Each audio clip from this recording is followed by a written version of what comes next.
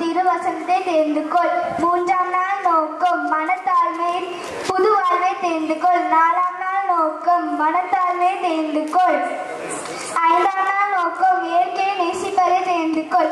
6ஆம் நாள் நோக்கம் சான்றா இருப்பதை தெரிந்து கொள். 7ஆம் நாள் நோக்கம் நிறைவாழ்வை தெரிந்து கொள்.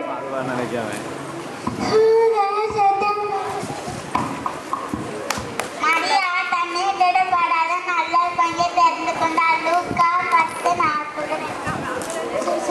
சுறுசுறுப்புள்ளவன் கையில் செல்வத்தை உண்டாக்கும்.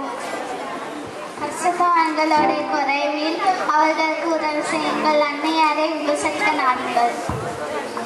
சுறுசுறுப்பு உள்ளவன் கையோ செல்வத்தை உண்டாக்கும். சுறுசுறுப்புள்ளவன் கையோ செல்வத்தை உண்டாக்கும்.